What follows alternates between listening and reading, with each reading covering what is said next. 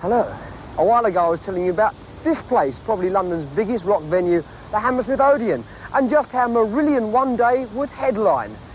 Tonight's the night, and let's go meet them. Time, take one. And here we are in the dressing room with Fish and Mark from Marillion. Gentlemen, welcome. Hello. Hello. Fish, how does it feel to headline at Hammersmith then? It's great. It's becoming one of those nice habits now. This will be a fourth time at Hammersmith tonight. 2 in the first tour, 1 at Christmas, and these 3 gigs over the weekend now. It's an incredible end to the tour. I read somewhere that you were happy at one stage to headline your own local gig in Buckinghamshire. Yeah. And you was happy at that. It must be great now. Yeah. I remember the kick we got when we played a support at the Marquee way back in October '82.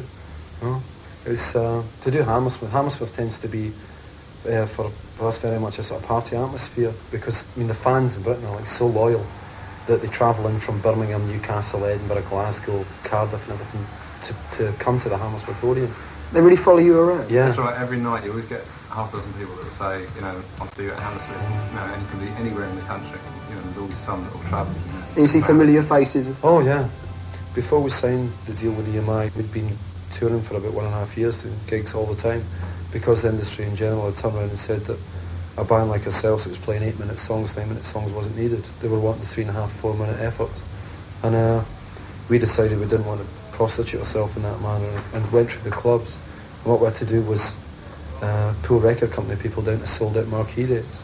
And it was through gigs that the name got about. I mean, we did 13 gigs at the Marquee in 1982. And it was through that we developed this huge following.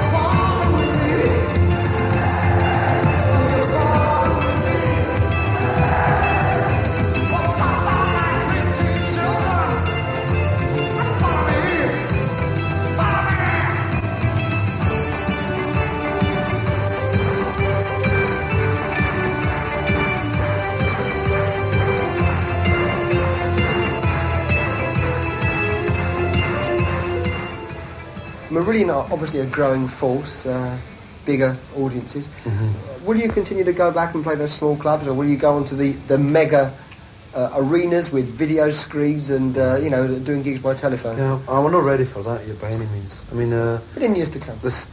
Perhaps in years to come. Not thought about it at the moment. I mean, we tend to let things grow naturally, rather than. I mean, the way to look at it, I suppose, the classic way is to look at it like in a plant that grows. I mean, if you're trying to fast grow a plant, the worst thing you can do is put 24-hour sunlight in it because it just mutates and dies.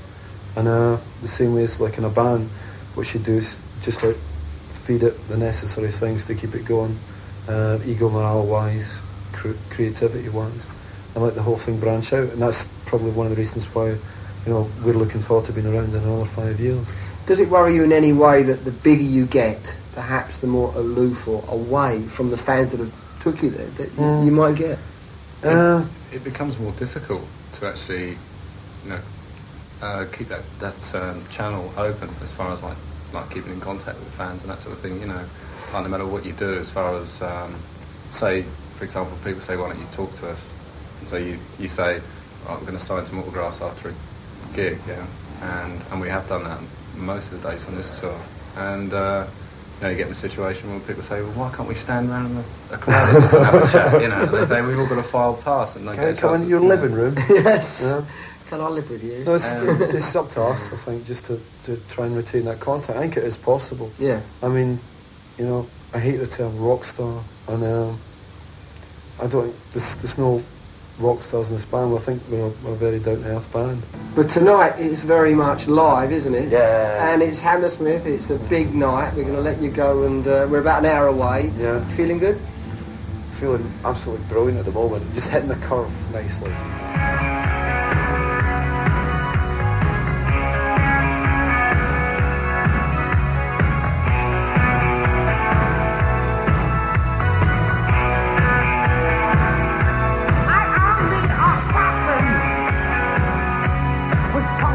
From I am the assassin.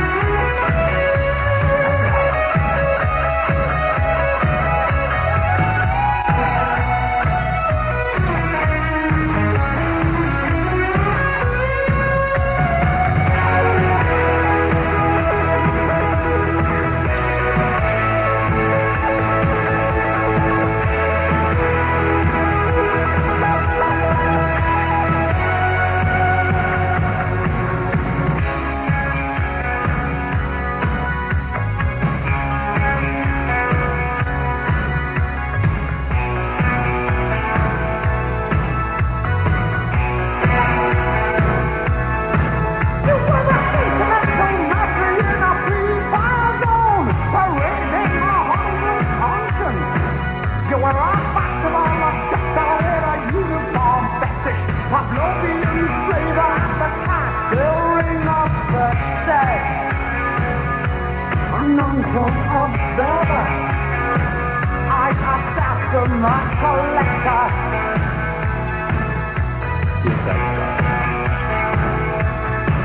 Don't you resign yourself to failure, my friend, and I am on the chilling stranger.